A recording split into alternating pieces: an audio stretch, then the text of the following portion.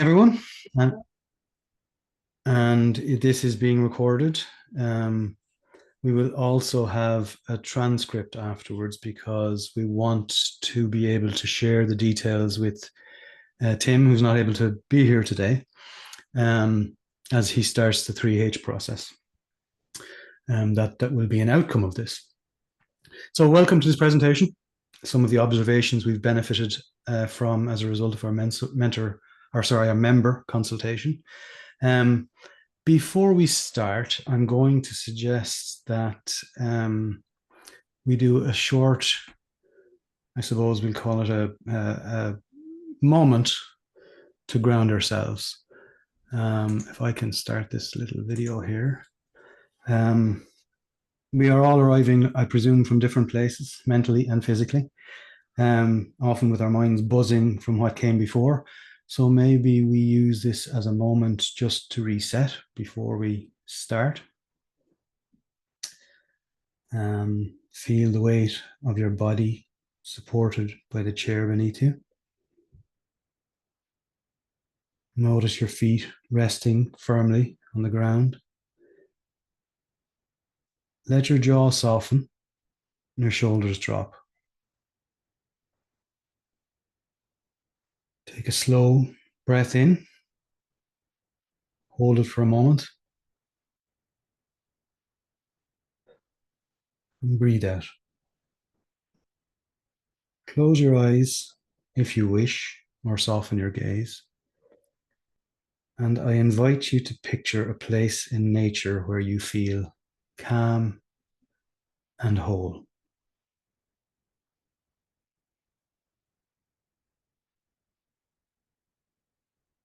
Notice what it looks like, the colors, the light, the shapes around you.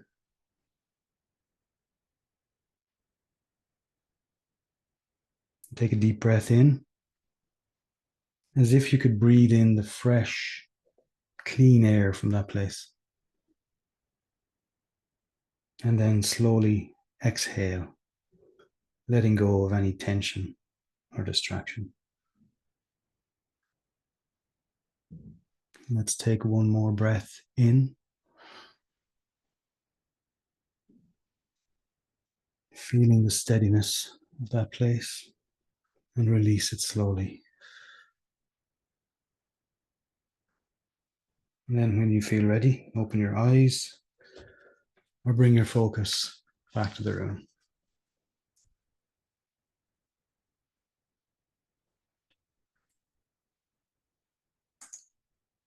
So what we want to do is hold that sense of calm and connection as we step into this time together. And before we get into more of the details of the consultation, I'm going to ask Gwyn to share some context. Thanks, Damien, and welcome everybody. Just want to set the scene because this is something we've never been able to do before. The community's emerged organically particularly over the last 5 or 6 years, quite dramatically, and it's sort of time that we are prepared now to actually recognise that it's not just a group of individuals, it's a community that sort of could have a purpose, could have a sense of meaning and a task to do out there. And through the early discussions over the last year or so, we've concluded that, yeah, we need to hear from you. We don't want to have this as a top-down approach.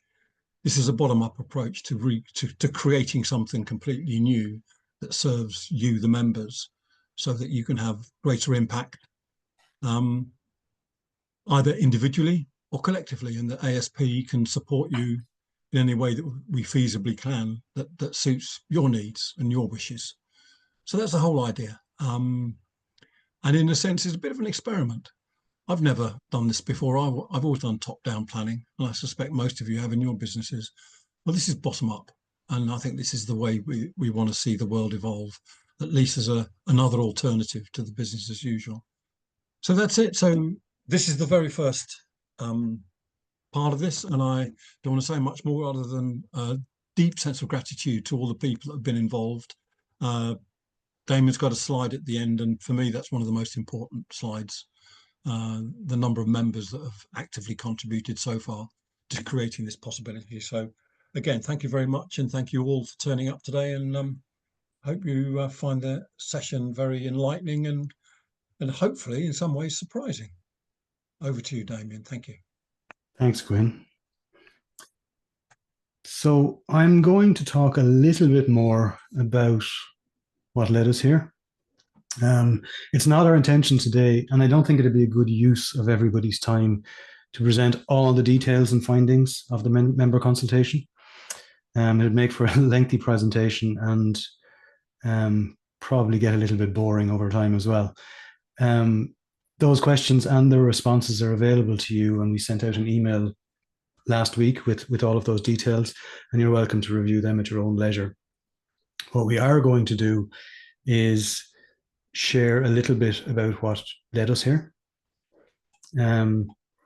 What we've chosen to do is to take an approach where we're finding observations that the team who worked on this feel can be drawn from the feedback from the community, and including a review of the values of the ASP community, which Martin Roach will present, and then some details and observations which Simon Donovan, the person without whom this survey wouldn't have happened, will present to you. So therefore, it's rather than conclusions or rather than outcomes, we want to see this as a start of the journey as well. That the observations that we make can be discarded, or they can be leaned into, but they're made on the basis of the feedback that you gave. And then finally, what we'll do is discuss the way in which ASP proposes to build on the richness of this feedback, and the further evolution of the community, and to open a discussion with members on their observations and thoughts. And that'll be introduced then by a short video that Tim Freneau recorded for us. Tim is going to be leading the Three Horizons process, I'll call it. But he couldn't be with us here today, so he recorded something and we'll play that for you. Just before then, we asked for some feedback from members as well. So with that, this particular part of the journey started almost a year ago with various conversations about the coming of age of ASP.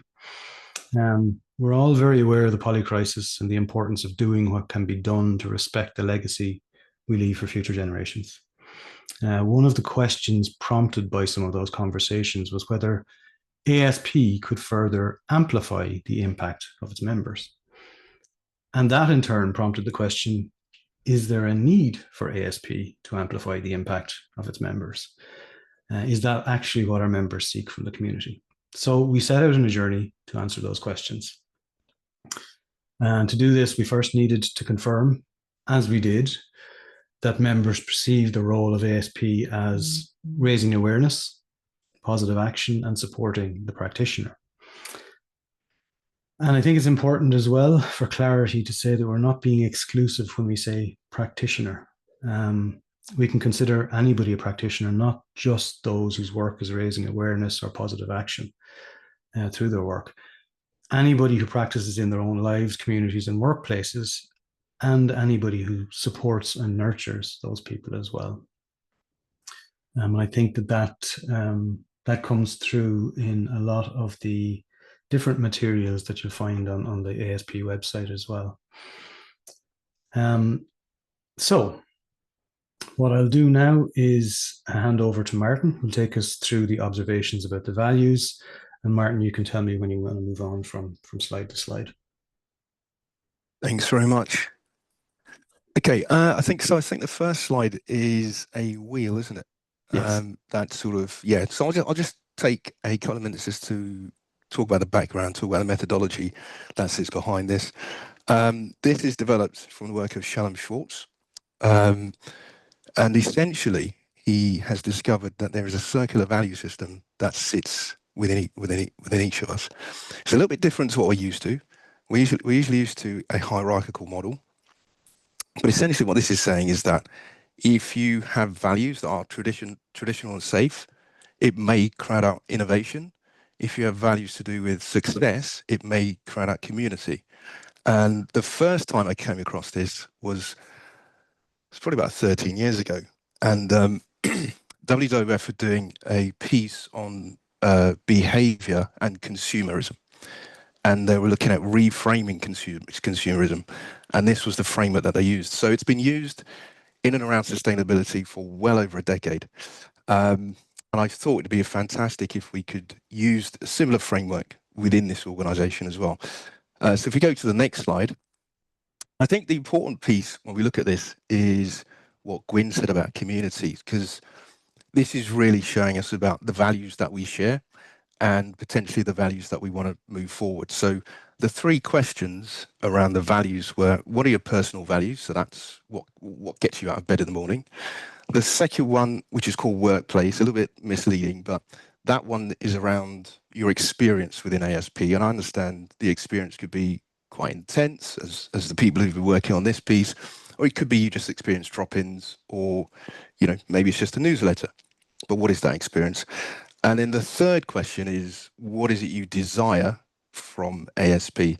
And what we've done is we just put a quick chart here. So that tradition, safety, authority, etc., which we saw was a circle, is now flattened. So of course, tradition sits opposite community within the, sorry, tradition sits next to community within that circle. But what we can quickly see, so if we take a line and we put it right the way through pleasure, on the right-hand side, we have all the intrinsic values, and on the left-hand side, we have all of the extrinsic values. Intrinsic values are the sort of values that are inherently valuable within us. So that's like helping others, that's like making music for the love of it. Extrinsic values are to do with potentially social recognition, being paid well, prestige within society. And that's how this is kind of split. And what we can see, and I'm very keen to keep it, as Damien said, just to make the observations that you guys can interpret the data rather than, you know, hammering something through. What we can see is that across your personal values, across what you experience within ASP, and across what you desire within ASP, we can see that there's a lot of activity within this intrinsic value set. It's around being community-driven, selflessness and independence comes out quite high. And quite interestingly, we can see that there's a desire. When you come to the desire, people want a bit more of this innovative space to be stepped into by ASP, potentially compared to what they experience at the moment. And then what we have here, just the last piece that you can interpret the data for yourselves, we've just got a breakdown of the top 10 values for the personal, workplace and desired. So for each of the questions, so for personal values, you could select 81 terms, workplace 99 terms, desired, you could have selected 81. And we've just showed a top 10 here. And we've highlighted the ones that go across the piece. But if you look at the personal values, you can really see that community, selflessness, independence, there is success, which is about being intelligent, but that's really the ones that have come across in the top 10. Similarly, for what is experienced within ASP, and then again, that is reinforced within the desired ones as well. But then this notion around this adventure goes from a 5% in the workplace, and that leaps up by 9 points in the desired. And that's really about ASP being a bit more disruptive. Yeah. So I think just to close on this, I think it's a very useful piece for us to see what is shared by the members. I think it's very encouraging, because I think what people are experiencing at the moment isn't a million miles away from what they desire. And it's not actually a million miles away from their personal values. So it's hopefully going to be a nice piece for you all to build on. And with that, I think it's over to Simon to present the next bulk of the fantastic piece that they've put together. Thank you, Martin. So this is very much a high-level view of the kind of next few bits from the survey. So starting with professional background. So who are our members and what do they do? So this word cloud provides a visualization of the diversity of professional backgrounds amongst existing members. The top three responses were consultant, community organizer, and business practitioner. But as you can see, there are many more represented here. Under member practice, our member practices sit across a wide variety of areas, as we can see from the responses in this chart. The top 3 responses were climate change, sustainable business practices, and social justice and equity. Many gave details of secondary and alternative practices that were also captured in the wider results deck. Under experience, our members have varying levels of experience in their chosen fields, but there is a lot of experience and wisdom for the community to draw on. Nearly 60% have 8 or more years experience, with 40% having more than 15 years experience. We feel it's important to have that awareness before we explore a little deeper. It's definitely of value to us as a whole. On the age profile, while the reported age range of members leans heavily towards the older end, as you would expect from the experience levels shown on the previous slide, we are seeing an increasing number of Gen Z and millennials join ASP. This is an encouraging indicator of the desire for younger generations to be engaged and increasing age diversity within the community, which has to be a positive thing. On the inclusion perspective, we seem to be missing a chart. Here we go. As we step into further highlights from the survey, we are including some observations. It's important to restate these observations should not be considered outcomes, but as inputs to the next stage of this journey as it unfolds. When we asked how represented and included members feel, they responded that this is a community where people feel heard and represented. So your feedback is effectively showing you believe ASP is a supportive, nurturing environment with an experienced, values-aligned and collaborative membership. Under challenges, when it comes to challenges, a clear observation is our members are time constrained and feel constraints in their work. This was backed up by verbatim remarks made on this question. One observation based on the feedback our members shared about the challenges they face within and outside the community is that there may be opportunities for development of financial and digital facilities to enable deeper collaboration and impact. Perhaps there are other opportunities within the top 4 or 5 of these challenges for the ASP community to do or facilitate more of.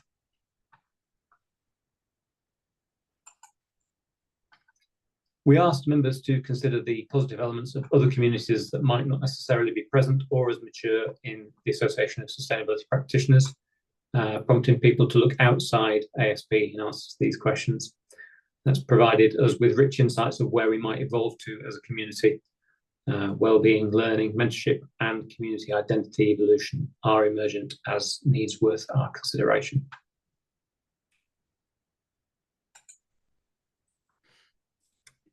And in terms of support and resources in particular, when we asked what would be of most value, networking opportunities, funding, knowledge development, and training featured highly. The key takeaway from this and the additional verbatim comments were that members needed more actionable and practical content.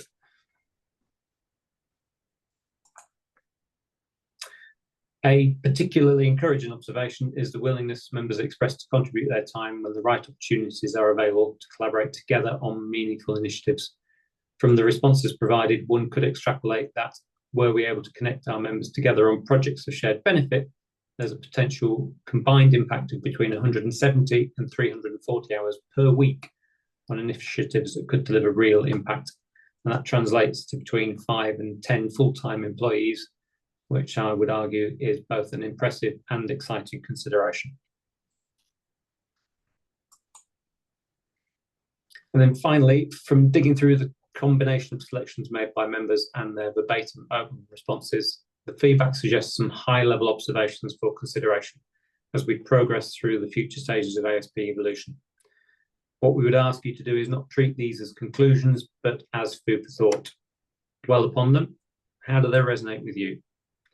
Whether you share the sentiments or have alternative perspectives, we would ask you to consider these and involve yourselves in the upcoming ASP Members celebration collaborations that you are invited to participate in.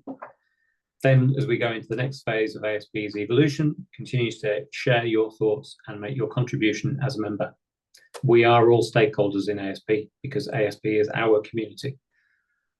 And that leads me on to introduce ASP member Tim Freno, who is facilitating the 3 Horizons framework for our evolution.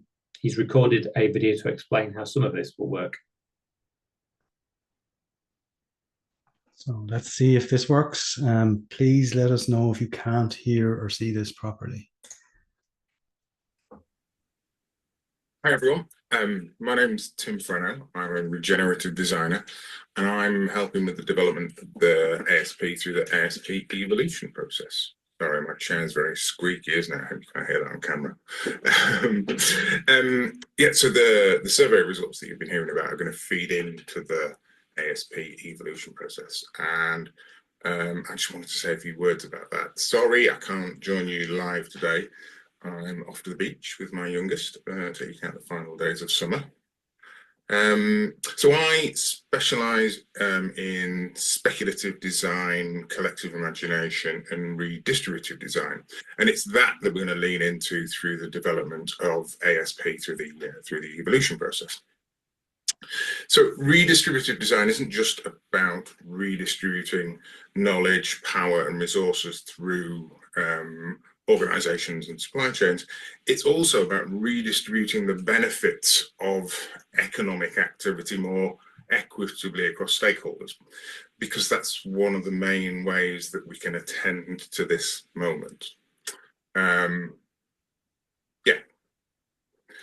So it's undoubtedly the case that this moment demands change. You know, the Club of Rome's predictions in Limits to Growth, published 50 years ago, proved remarkably accurate. You know, we are reaching the limits to growth. We've crashed past 7 of the 9 planetary boundaries because of our focus on growth-driven extractive capitalism. You know, that's what's created this moment that we're in right now.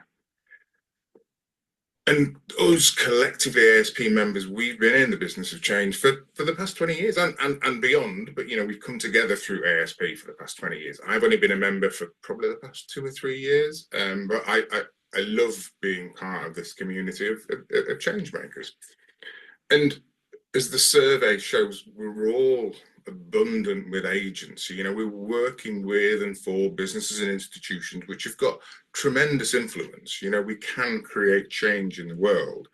And the reason I do this work in this context, because I work a lot with businesses and institutions, is that, you know, businesses, they are our greatest form of collaboration. They have got great power. They ushered in a new geological epoch, the Anthropocene. You know, that came about because of the power of businesses. But as we all know, great power needs to be used with great responsibility. And that's what really we haven't collectively embraced or effectively communicated through the organizations that we're working with. And the persistence of status quo or business as usual, as we'll call it in the change process, it's evident in, you know, ever increasing air and sea temperatures, spiraling resource consumption, energy use, emissions, extinctions, extreme weather. You don't need me to tell you all about this. And you know, it's a grim litany to start off with,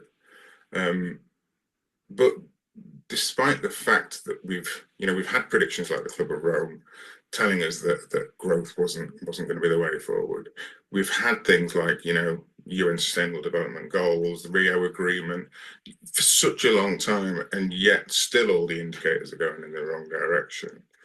And that points to the fact that we need to have greater attention to the how and the why, not just the what. You know, at the moment, really, we're just working in this veneer of sustainability, and we need to dig down much deeper into that. And it asks a whole series of questions like, how do we as professionals, as an association, how do we change our ways of working, our ways of collaborating with each other? How do we take the best of the old world, all that power that came from the old model, and reconcile it with the demands of the present, and more importantly, with the demands of the needs of the future? How do we discover what to let go, what to retain, and what to start afresh? And that's really the challenge that we've got in the ASP evolution process. And the way we're going to do that is through the 3 Horizons framework. So I'll explain a little bit more about that. But really, to to sum this up, the reason that we need change is because the sort of change that we know is possible isn't apparent to most people in the world, whether in public or in business or in governance. So I interviewed John Alexander, the author of the book Citizens, the other week, and his framing is that it's either stick or twist at the moment, and stick is stick with a broken system, or twist is twist into fascism. And we know that neither of those are going to take us into the future that we deserve, that we demand, that not just us, that the rest of the more than human world deserves. You know, we owe it to life on Earth. I think that's the big picture.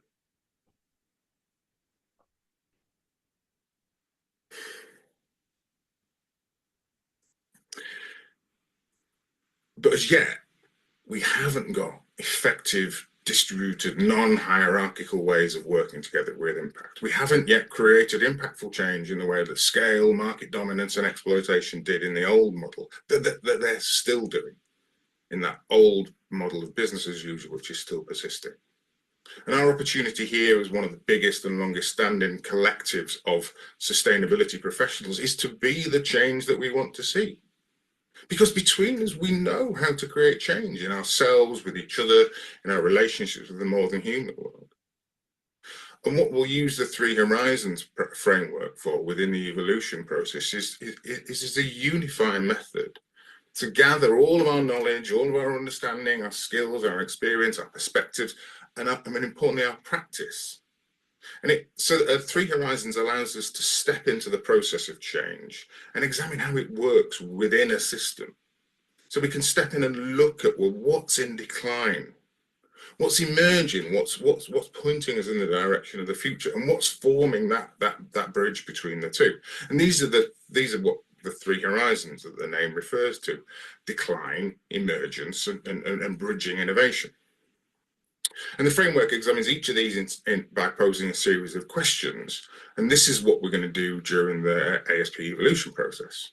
So each month we'll look at a different horizon and we'll gather collectively to examine that and investigate the questions, because we want to take a transparent and participatory approach that reveals how we together as a community can create real change out there, but also within our own way of organizing. Because, you know, we're absolutely unique. If we can't do this, who can? So in a normal organization, when you were doing a 3 Horizons process, the framework and the questions that you would ask would be quite simple. It'd be like, well, what's the answer, or what's our response? But here, because we've got such a wealth of professional insight, we've got an opportunity to ask a bigger question, not just what's the answer to the question, but how can we answer this question? How can we know the response? And I remember when I first met Gwyn, and he was telling me about how ASP works, and this idea about the ASP not just answering questions but asking better questions, and I love that. And through the ASP evolution process, we're not just going to find better questions, but we're also going to find better methods of responding to these questions from all of the practice that we each use in our work. And this is how we're going to bring all of our collective knowledge and experience and wisdom to bear on establishing a direction of travel for the future of ASP. You know, maybe even having to let go of the idea that we could even create solutions, or that there are answers, in the understanding that really moving in the right direction, moving towards a safe and just future is enough. And that's quite a radical notion, to let go of answers, solutions.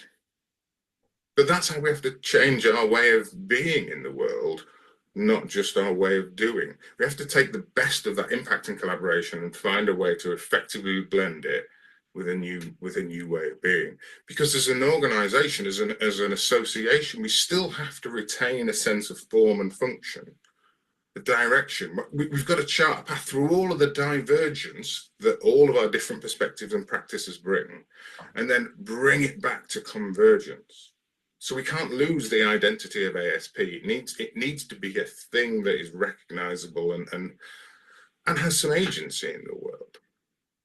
Gwyn's got a brilliant analogy for this, and he talks about the end of the process. We have to end up with a beautiful, juicy fruit salad rather than a bland smoothie, because that's what the world needs. You know, in all of its awe and its unknowable majesty, what we need is this diversity to be brought to bear on the issues of the moment, rather than just trying to ignore all of that and iron it all out. The world needs the collective talents of ASP now more than ever. And I know that sounds I know it sounds a bit cheerleadery, but it does, you know.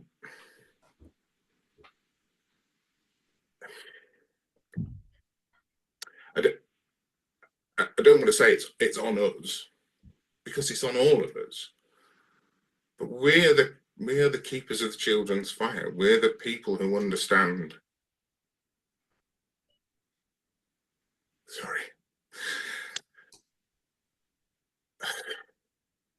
We get it, yeah?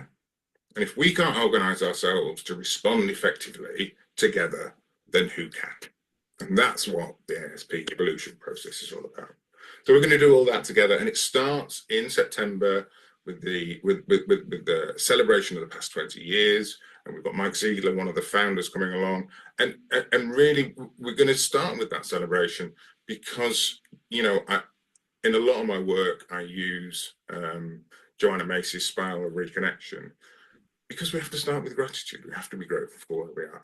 And where we are is a wonderful place with amazing people. And I'm going to try and do all that without too much tears and too much emotion. But there will be some, because that's what the world needs. Right. Thanks everybody. Yeah, see you in September and through the coming months, all the way into 2026. I can't believe we're talking about a new year already. But there we go. Right, cool. See you in a couple of weeks. Bye.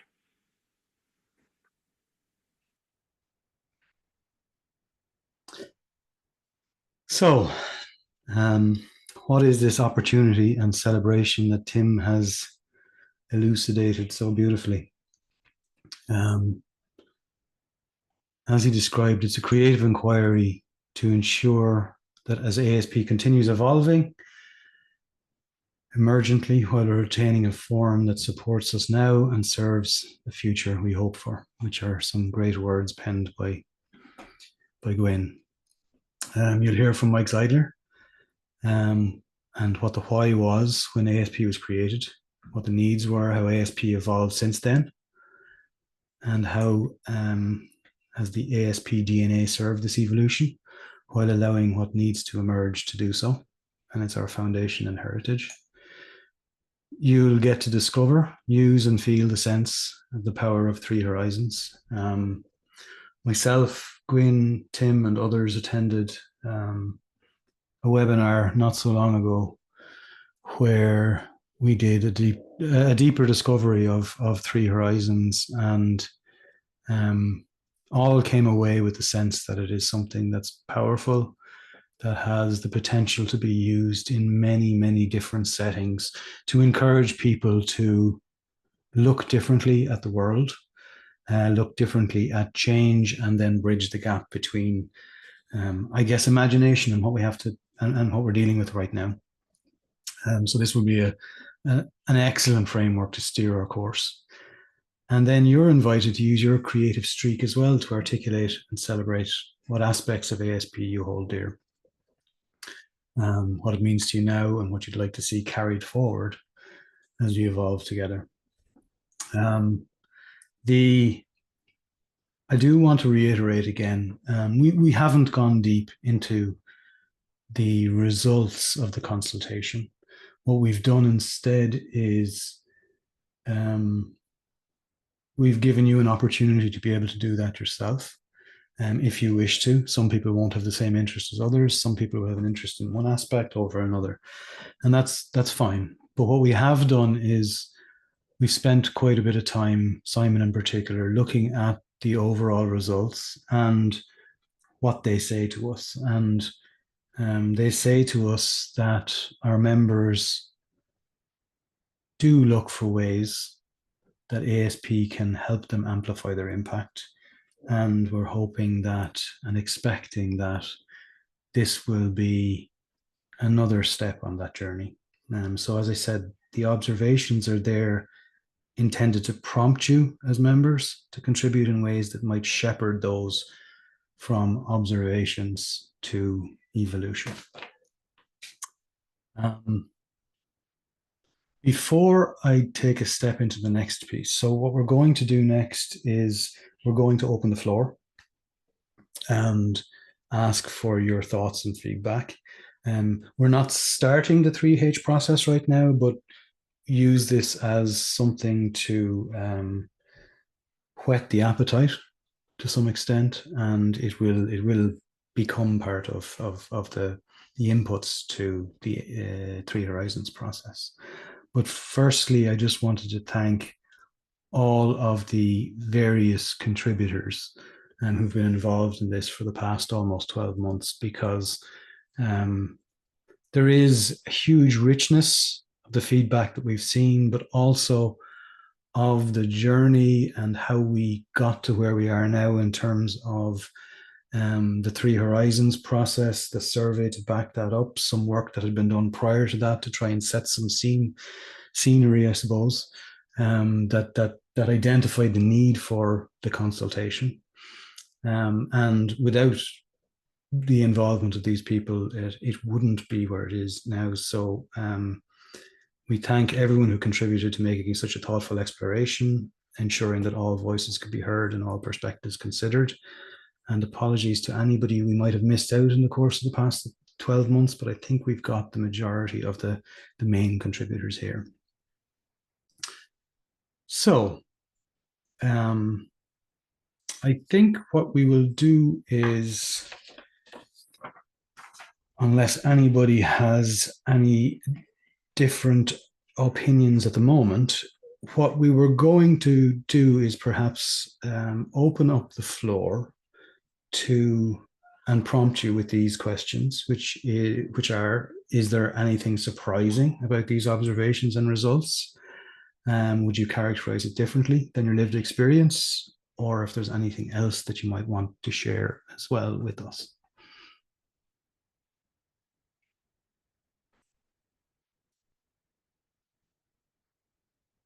And I'm hoping I'm still online. Damien, I wonder if you can stop sharing so we can see the community and then we can start Yes. those conversations. Yeah.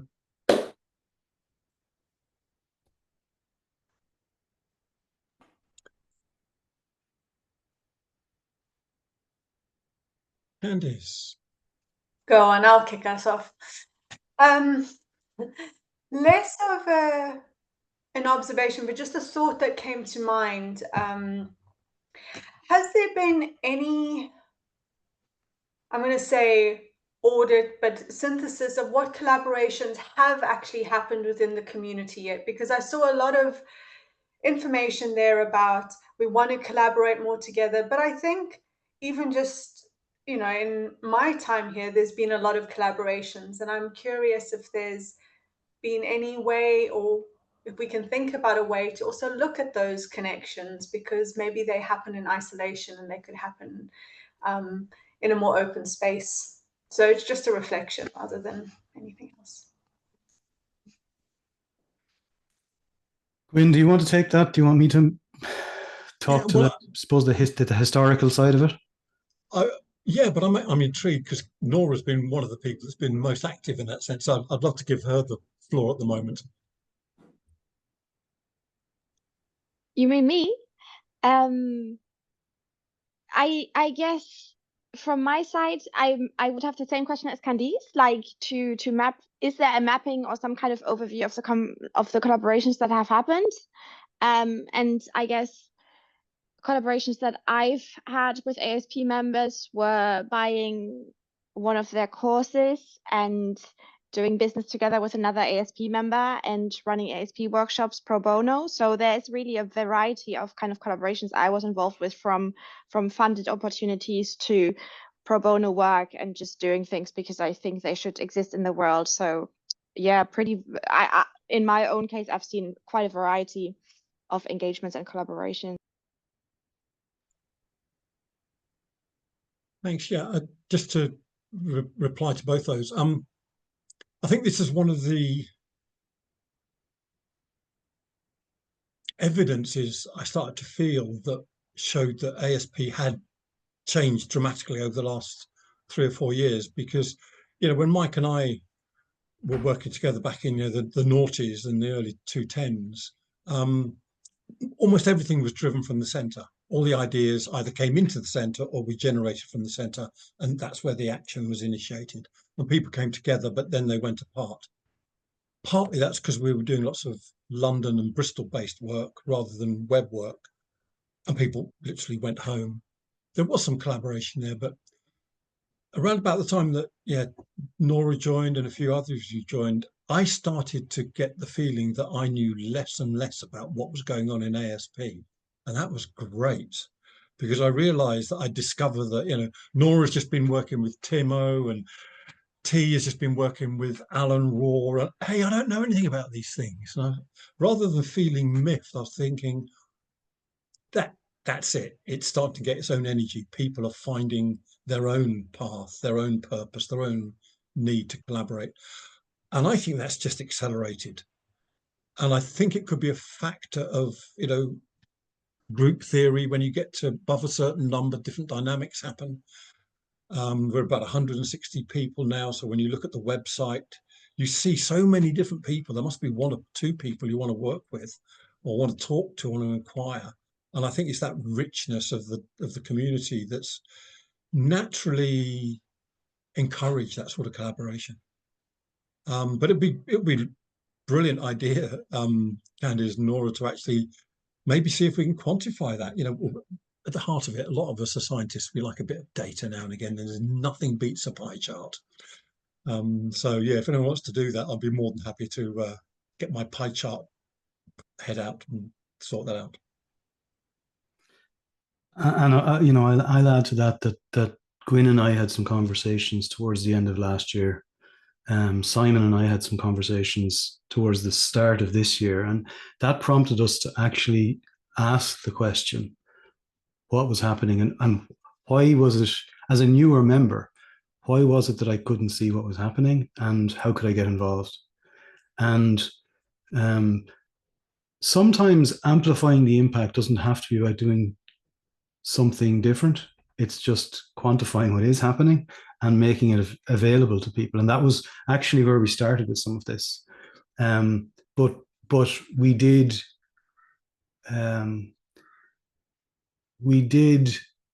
as we went through that process, and we started to ideate, and we started to, you know, suggest what could happen, but felt then that there was a time perhaps to make sure that all these ideas were actually what the community wanted.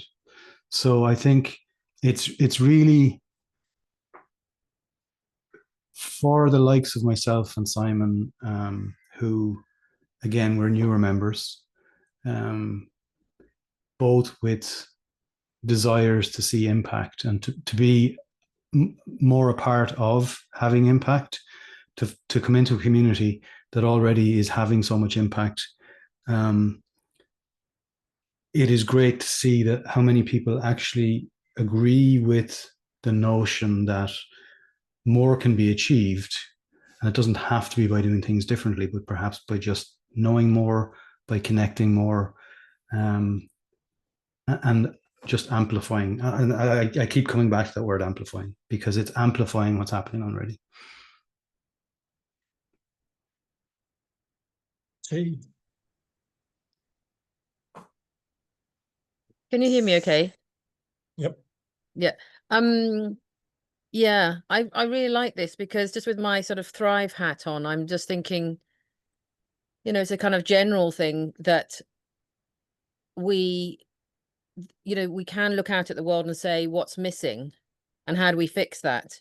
But actually there's a ton of stuff going on in the world, and amongst people that, you know, we're not hearing about, that is so good. And if we were to hear about that, how would that change people's sense of things and give some sense of agency to people, and so if we extrapolate that into ASP, having a chance to sort of really celebrate what's already happening, not to say we're not going to move forward and have an eye to, you know, creating change and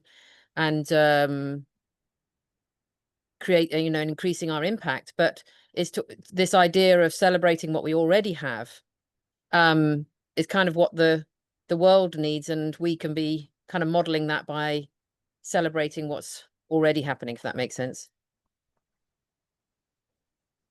Yeah, thanks. Miranda.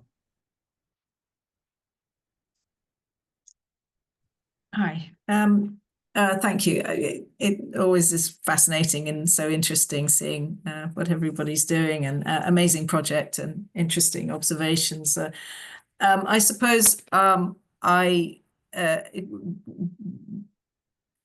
when we talk about networking and what we all kind of have in common, ultimately we're all working for ourselves mostly, and we probably naturally come from a no sales background. No, I don't know what your training is, but you know, I've ended up in a sustainability role because I'm interested in the subject and I'm training and things like that. I haven't got any training in how to find a client, how to, you know, that sort of sales element, and it seems to go against our green sort of way of thinking about the world, and that collaboration and lack, you know, we want to collaborate, but we don't want to compete.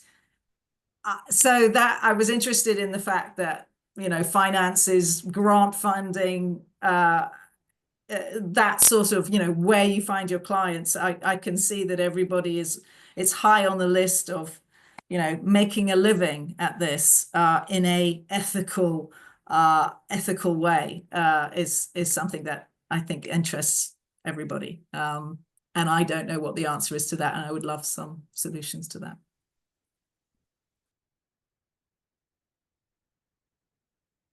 Just to pick up on that point, talking with Candice and with T on different conversations, and Simon Cusden on different conversations, a simple thing dawned on me the other day, that there is no actual business model for people that deliver well-being services, outcomes. And it shocked me because I've done all the sales, I've run businesses, but it's all the old model. It's all about commoditizing and packaging and competing to make a profit and move on. And, you know, Candice has been, you know, so stimulating in her thought process and working with the last couple of years. But she just put this one thing: what's the business case for well-being, for outcomes? And there isn't one yet. And maybe that's what we got to work on. How do we have a funding model that enables you to do what you want to do rather than supply a product? And yeah, we don't know the answer to that. We don't barely know the question really, but I think that's one thing that we might want to explore during the 3H process. You know, where are we coming from? Where are we going to? What are the radical ideas that could either disrupt or help us there? Tracy. What popped into my head a minute ago was, you know, the quote about the whole being greater than the sum of the parts, and we've got a lot of parts, so we need to sort of like maybe, I don't know, I'm just also seeing, I guess, on the information graphic side again, and maybe like a little structure or a network, like going back to the tree, I guess, again, and say, well, you know, this is our structure, this is our network, this is where the people sit in it, and this may well be this cluster here or this cluster here, but obviously lots of clusters are going to overlap on skills and knowledge and everything. But if it comes to making people, you know, getting people noticed and awareness, then we have got, you know, myself and Gary and everybody else who can say, well, if you want to find new clients, then there are certain things you can do in ASP and outside of ASP. And, you know, we're always willing to have a chat and help. So open to one-to-ones if, you know, anyone wants to talk about these things. So.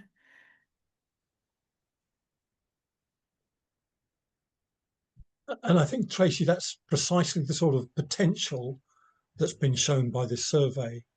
Plus, you know, the staggering thing that there's about 10 man people's worth of time just ready to devote to this. So how can we provide you with support facilities, the tools and processes that allow you to have those conversations with the people that want the conversations and not broadcasting to everybody, and focusing on that? And that's one of the sort of possibilities we're looking at, is maybe we can actually provide an infrastructure for that supports you and makes it easier to do that work. That reminds me of something else I think I read in sort of me again. Yeah, I know. Did I read right about you were interested in a network? Because previous networking organizations and things that I've belonged to used something called Heartbeat to generate a network where we could all talk. And, you know, if someone was looking for, you know, an ethical money person, or, you know, a teacher or an instructor or a trainer in this, they could put, you know, their question out, do you know this person? Can you recommend this person? And then someone could say, well, you know, try and contact so-and-so. And that Heartbeat network would be a good platform for it. Yeah, I mean, internally we're looking at a network facility, high-low, we're looking at that, but what you're talking about is a skills network. Yeah, why not? I mean, but that's what we wanted to discover. You know, is there a call for it? What are there out there? How could we adapt and include one of those?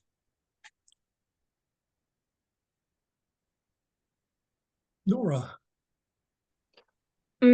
I'm currently thinking of like situations where, like, how the collaborations at ASP happened, and I think some of the serendipity of, oh, I have this gig right now that I need expertise from a person at ASP, are really hard to replicate, like, on purpose. So because I'm comparing this to a networking event I had with like a consultancy for consultants, where there were tons of people in sustainability, and I had chats with 10 people, and honestly, like, that didn't do a lot for me, and I don't think I will. Like, we were on the same wavelength. It's a great curated community and they do everything they can, but what I'm saying is that finding the right person is really hard to kind of craft purposefully. You can only kind of sow the seeds, and some of them will turn into plants and some of them won't. So I think it might make sense to look less at let's do this specific thing, and sometimes more at what are different kind of touch points we can create for people throughout the year, so that they can find those people and the serendipity happens at some point. That's an initial kind of reaction from me, gut feeling, not super evidence. I suspect, Nora, and I don't want to keep hogging the thing, but I suspect there's so many people you don't know about in ASP that you could be connecting with. And it's that invisibility that we're trying to combat now. And actually, how do we make all the talent and the wisdom? Because it is a trusted network in a sense. You know, if Alan says to you, go and talk to Tim, then Tim's probably a good bet because Alan's referred him to you. But what could we use to enable you to find that yourself? You know, directory, an AI search tool, whatever. You know, we've not explored any of that capability because it's not really been necessary. But I think there's a growing need for that. You know, discovering who's in the network, what talent, what skills they've got, what time have they got available? Are they the right person to collaborate with? I think there's so much more we could do.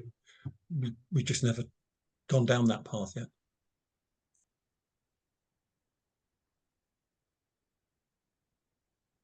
Mike, lovely to see you here. Have you got any views on this, particularly from your historic perspective?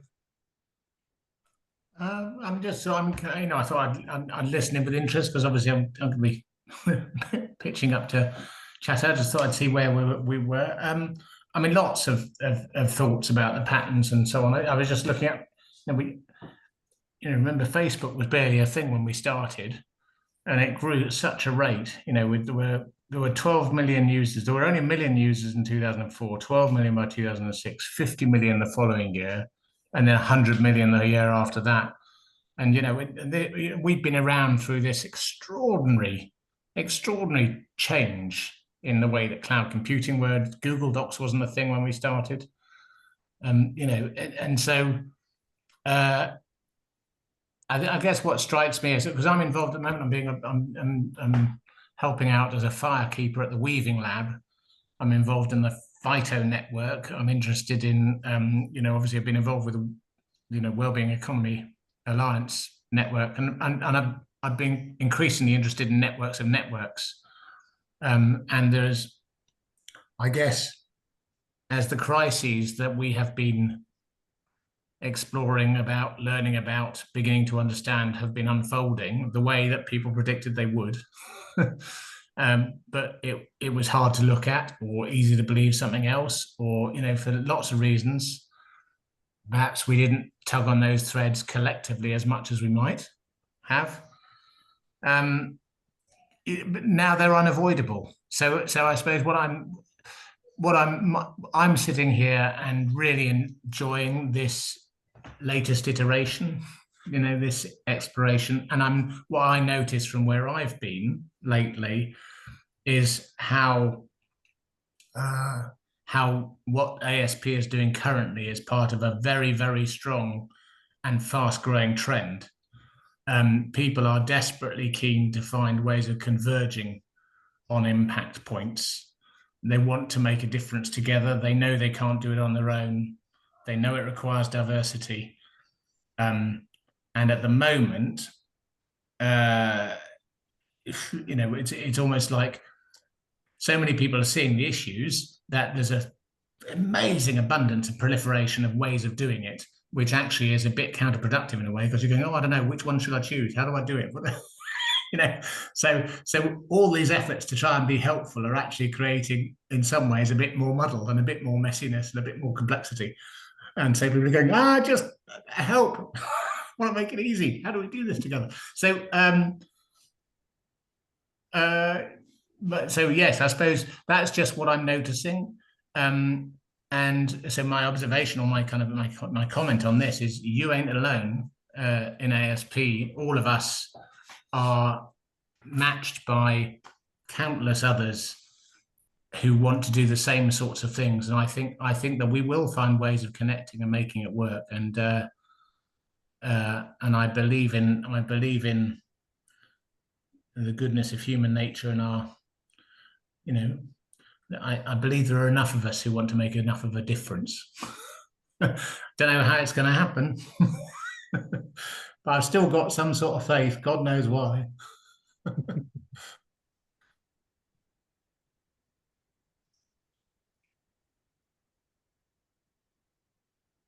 It's because you guys are all here.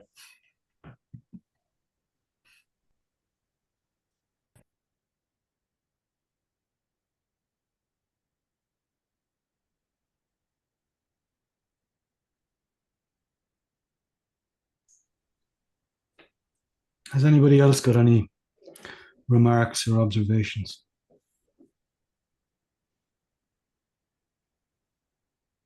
I've been quiet only because I've only been in ASP for a few weeks. So I think, you know, it's one of those things where it's like, I just want to sit back and listen to it all. But I would say definitely, as someone who's quite new and someone who really only knows Gwyn from ASP and everyone else, there's a few people here I know, but I know you previous to me joining ASP.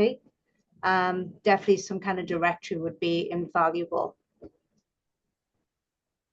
And maybe even I'm in another group called Collaboration Global, and what they do, which I find quite handy, is if you're open to it, they kind of do like a matchmaking service. So they kind of pick a couple of people that they think would be interesting to you. You know, maybe you're in similar fields or you're serving similar customers or clients. That does involve a little bit of work though, so don't want to push any work on anybody, but sort of in the future, that would be a good way just to kind of launch any new members. So you kind of feel like, oh, you know, you kind of get the high of joining this sort of thing, don't you? And then sometimes you don't really get much after that. Thankfully, Gwyn's been right there, like, you know, following up with me. So he's been wonderful. But yeah, definitely some kind of directory, and maybe in the future some kind of matchmaking service just to get the ball rolling would be great. Well, you got off to a good start, Mitali, with the conversation with Rachel, and that looks to be a Yeah, that was fertile really good. Yeah, conversation. Yeah, yeah, that was but fantastic. I wholeheartedly agree. I think we could do so much more of that. Yeah, Tracy just called it a buddy system. Yeah, something like that would be great. I just wanted to speak to Candice's message in the chat just now, where you said the kind of website directory needs a rethink, and that's definitely something that we've been looking at, like kind of in the ops team and other people. For example, Robin and everyone's been looking at that, but we've kind of put it on hold, not on hold, but the process is kind of going to be kind of emerging out of, I suppose, the Three Horizons process. So it's probably a good thing to know that everyone kind of really wants that to be a thing, looking at a better directory, a better system. So that's really great to hear kind of the feedback on that front, because I think, yeah, from Gwen and I's perspective, we know it probably isn't kind of up to scratch at the moment with what people's needs are. Too true. Candy. Can I just add to that? I think it's great. It's great to hear that that's coming, and of course, you know, there's clearly lots going on, and it's really wonderful to see the energy. But I will also say, maybe in the rethink of the website, the current site doesn't actually reflect the creativity and the brilliance of all the people in here. And that's a really exciting opportunity that it's going to change. That's all I wanted to say. Yeah, definitely. We know, believe me, we know. I think Nora and then Jane. Good points on the directory. But also I want to highlight that so many people are working for free on this, and that we are so grateful to you guys for like populating the website all the time and onboarding new members, and that must take so much time and so much effort. So I'm so grateful to you, and I think all of this gratitude from others is also reflected in the questionnaire and in the survey results that we just saw, because people really like being in ASP. So I just wanted to extend a thanks to the team that makes all of this possible, because sometimes this work goes unseen, and I want to make sure that it doesn't. So thank you. Yeah. Jane. We can't hear you for some reason. Better? Yes, now's okay. I don't know what I did there, sorry. I find it quite interesting that this conversation has gone in many ways quite transactional. And we've defaulted to work. And it was nice there to hear Candice talk, going back to creativity and innovation. And you know, there's and when you look at what people were talking about when Martin was speaking, we were very much talking about, you know, the kind of the heart stuff. And I wonder, and you know, so we're all kind of going down this route of, well, we're being transactional, we're talking about work, and then we're talking about tech tools, you know, modern day methods. And when we actually talk about community, so much of what we know needs to happen in the world is about reconnection with self, with our own creativity, with our communities, with nature. And it occurs to me that when we start with a presentation and a PowerPoint, we're kind of directing where we want to go. Or we're creating a very where the world is now type situation. And what everyone that I ever speak to, and the most important things that come out of ASP are always when, for instance, we see somebody like Tim being able to show that raw emotion, when we have the kind of creativity that, you know, Candice was describing there, and immediately brought into that conversation. You know, I'm looking at the chat that, you know, there's something in the chat with Candice and Avalon, and that's where the magic is. And that's what I think when you speak to us, there are a lot of places out there for networking, you know, even in sustainability. And when we talk in ASP, it's always people are always talking about the human connection that we get, and those conversations that we don't get in that safe space for emotion and seeing, like, you know, speaking with other folks that feel the same as we do. And I guess I'm just thinking that being mindful of that, being mindful that what we all that when we all talk as a community of 150, and we can all talk, and maybe actually we're defaulting to what the world tells us we need, which is tech solutions, directories, websites, and you know, this tool, that app. And maybe with 150 of us, actually, it's about what can we do as community members to create that communication with self and community. And maybe moving away from tech may be the answer, says she sitting on Zoom. But yeah, but it just occurs to me that that's maybe worth being aware of as we move into the conversation.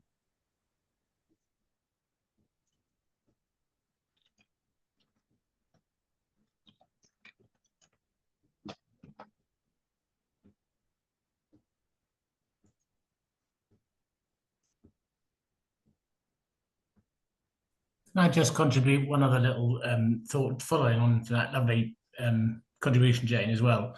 I think, you know, from the very early, I think that I did this master's degree in, which was between the New Academy and Bath University, which is sort of where the community sort of originated. And I classify my 2 years of learning almost entirely with the phrase "hold things lightly," and that's enough to guide so much.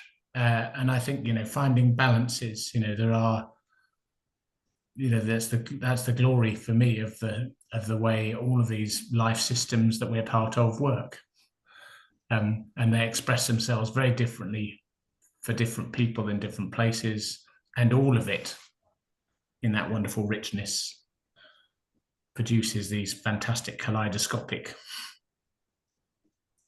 changes, you know. So I hear you and embrace it, and I personally, I hold all of these things lightly and try to remember my both and.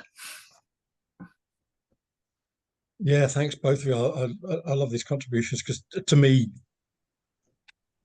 if there's not the heart and the community in it, there's no point in turning up, personally, because, you know, we can be abused and ridiculed anywhere we want. We can just walk into any building and do that. But I don't, you know, this is for me the sacred bit about ASP, is that we can come here to support each other emotionally, spiritually, and mentally.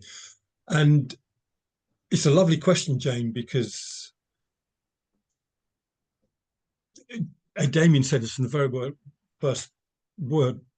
first thoughts about this, about we started looking, you know, drawn into the tech, and he kept saying, but we mustn't lose the beauty of what we've got in that process.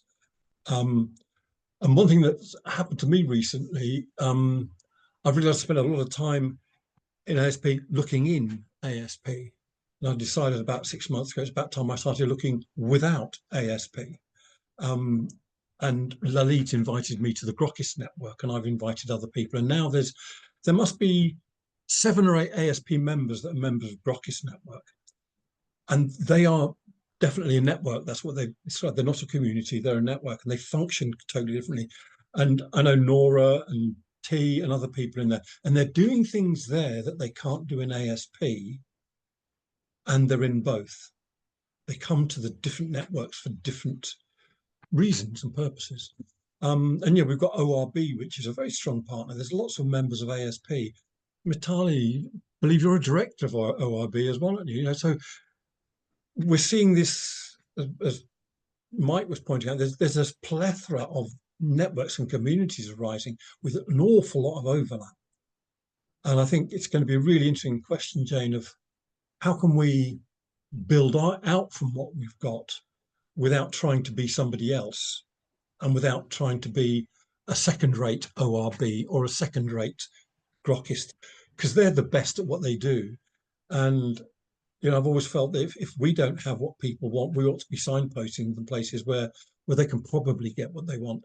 And that form of inter-community collaboration, again, is a very different model than we find in the corporate world. It's not non-existent in the corporate world, but so yeah, there's limits that we should set ourselves somehow that mean that we do retain the uniqueness of ASP, however that is, however we want to define it, and that it bleeds beautifully into the other networks and communities, and we work in collaboration with them somehow. Thank you. Nora. I have a question because you were just talking about the uniqueness of ASP, and I know that you guys already saw some of this in the data and presented some of it, but I think we only saw like a tiny bit. So in the minds of the people who've been in the data, but also who are members of ASP, what currently is the uniqueness of ASP for you? I'm curious.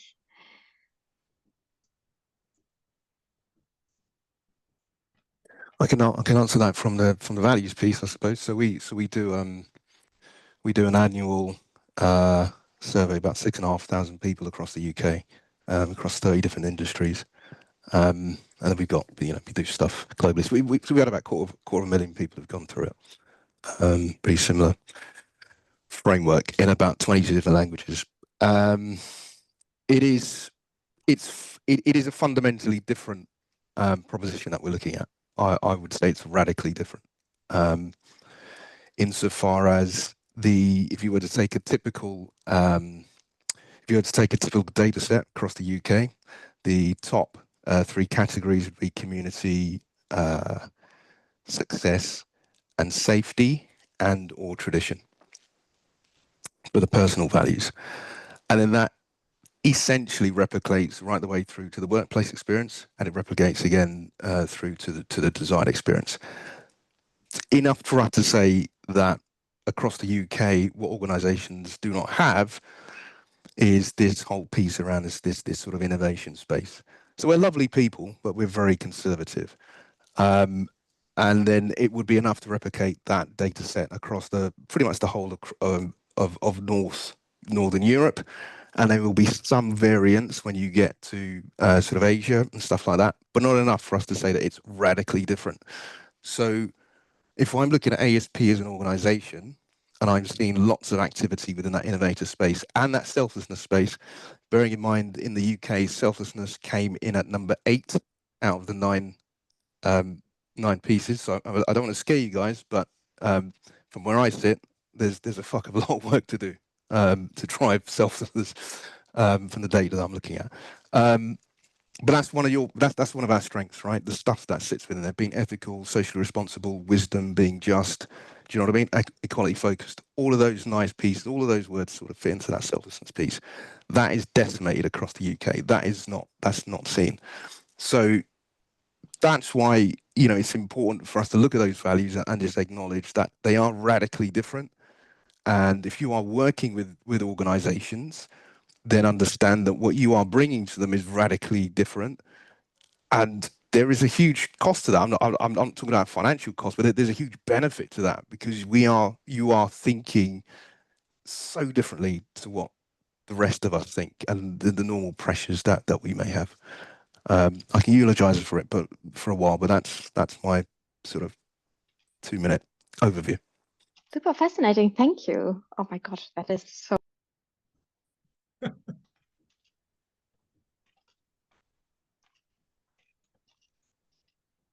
Miranda, or Timo, were you just applauding, or you want to say something? I want to remind Mike of something, because I think the fundamental here for me is we sat in a farm in Chew Valley about 10 years ago and killed ASP. And we sat there for about 5 or 6 hours. Many of you have heard this story. But in the absence of ASP, Mike was the first one after about 4 hours to say something along the lines of, I can't do this. I can't work. I can't do my work unless I'm connected with people, and I need to be challenged and I need to be supported. And that to me was maybe a reaffirmation of what ASP was founded on, because I wasn't there at the start. But from that point on, the people in that room all said, me too. It was about the most basic needs of a human being. And I don't know whether we understood what we were doing then, but we built the current ASP on those 3 words. And I think we're here today because with all the different people that have joined with the different skills and talents and focuses and ideas, we've managed to manifest that. And I do think it's a unique place. And I use the word lightly. It is unique. Almost everyone I speak to, the phrase I try and sum up about what ASP is, if I'm trying to make sure they don't join for the wrong reasons, I just say it's room is field. It's where we can meet without judgment, without right or wrong, without good and bad, and we can hear every voice and we can respect every perspective. And in the growth of fascism in the world today, we're becoming ever more precious and ever more unique. And I think it's from that sort of base that all you people are here for some reason, and you want to be like that, and you want to practice that. And we don't know how to. And we want to learn. And I think, for me, that's the core of it. Very simple. Simon, then Timo, then Candice, yeah? Hello.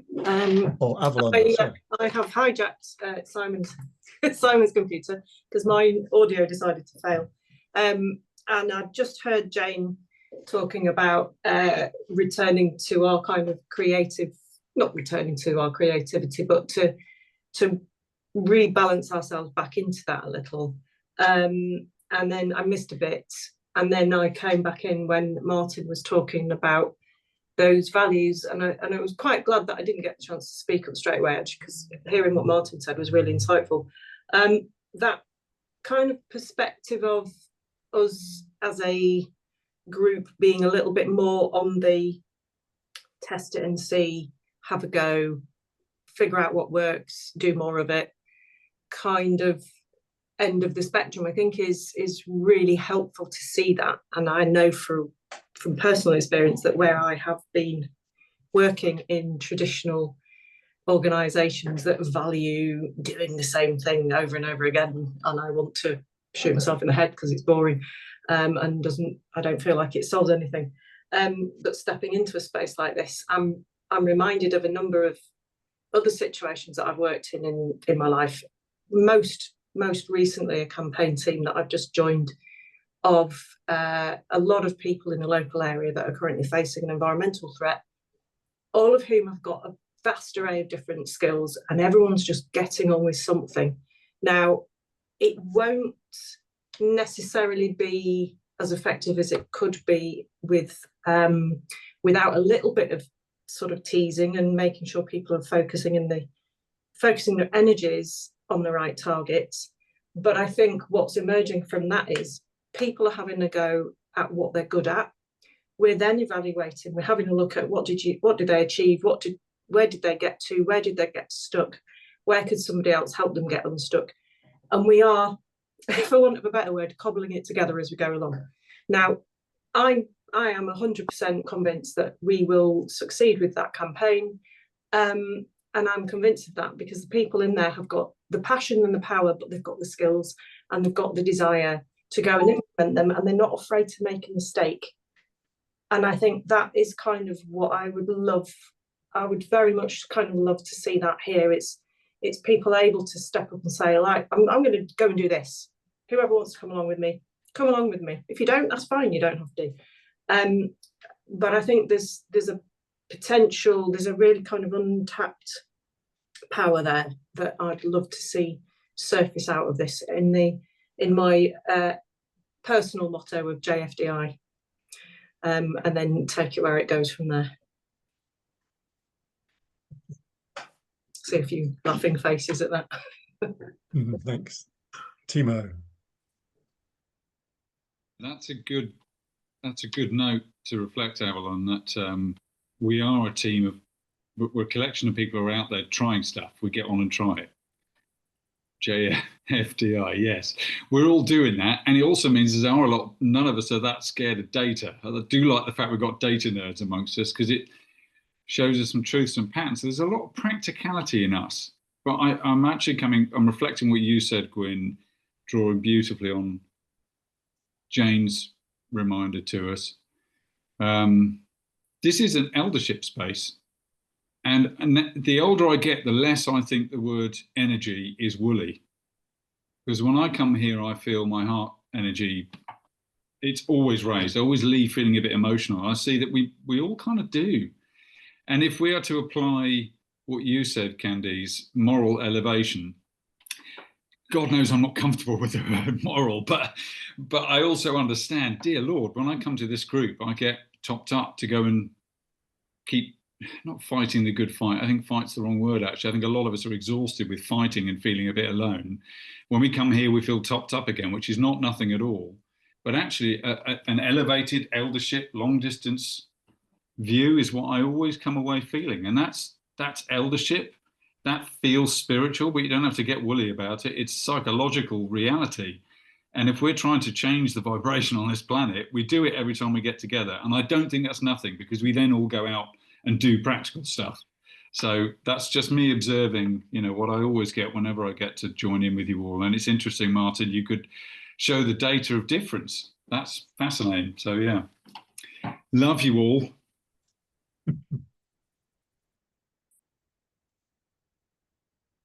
Thank you, Timo.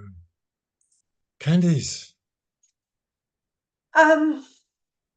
Yeah, just thanks for everybody for the contributions. Thank you for that reminder, Timo. I want to very quickly touch on, you mentioned fascism is rising, and I'm just curious if anybody actually knows the etymology of fascism, the word.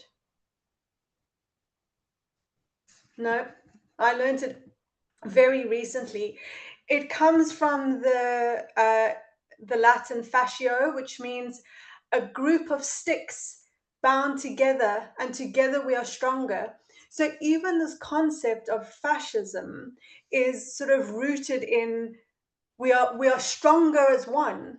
But what happens with it is, as soon as somebody leaves the bunch, the implication is you weak on your own. And I think what's quite special, maybe going back to Nora's question and my observation of ASP, is we're allowed to do both very naturally in ASP, and that's quite extraordinary. So yeah, it was just, it completely reframed the sort of how fascism is rising and everything that's coming from it. And like everything in the world, it starts from a good intention, and that's why it's so powerful.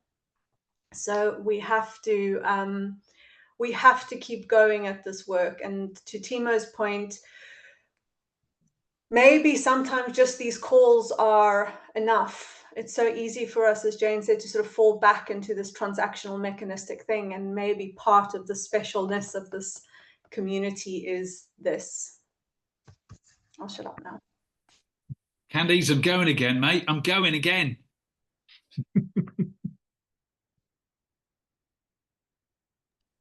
I think that was a really good point with the kind of being with the group, but also doing one's own thing. That is, I think, actually one of the USPs of ASP. Because I haven't been able to participate for a long time because there's too much stuff going on. So I've been riding the big waves of work right now, but it's nice to be able to, pop back in and just have a nice conversation with you. And I think for me, that's one of the greatest things about ASP. I want to remark on what Damien's just put in the chat, because actually on one of the very first iterations of the website, we had Desmond Tutu explaining what Ubuntu was as a core principle for ASP. And I came across it when I joined ASP, and I don't think I was the same after discovering that. It's such a beautiful, simple concept. And my learning of it was the concept exists in every African language with a different word. And it doesn't exist in Europe, and it doesn't exist in the States. We all came out of Africa, and I think we left a lot behind when we came out. But thank you, Damien, for reminding us of that. It's such a beautiful and Powerful concept.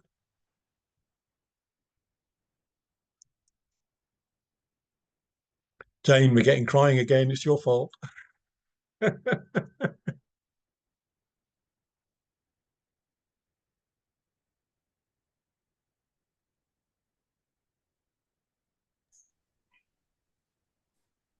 Damien, you could be in danger of actually being the first person in an ASP to finish a meeting on time. I was going to say, was that a good stopping off point? I think it might be. I think thank you to everybody for your contributions. Like Timo said, and I've witnessed it so many times. It's the reason why I started to have those flashes of thoughts and ideas and discussions with Gwyn is because every time I came away from an ASP call, I felt invigorated and with a fire in my belly. And I think at times when it's difficult to push forward with some of what we're trying to push forward, that's what we need. Thank you. Thank you, Damien and Simon and the people that couldn't be here, like Neil, for getting this together, and Martin. Thank you all. Really appreciate it. And to me, that last slide was the most important one. That was the members put this together. The members drove this. That's the future of ASP.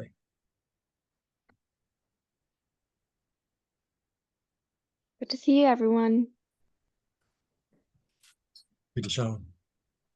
Cheers. Bye. Yeah. Bye-bye. See you soon, gang.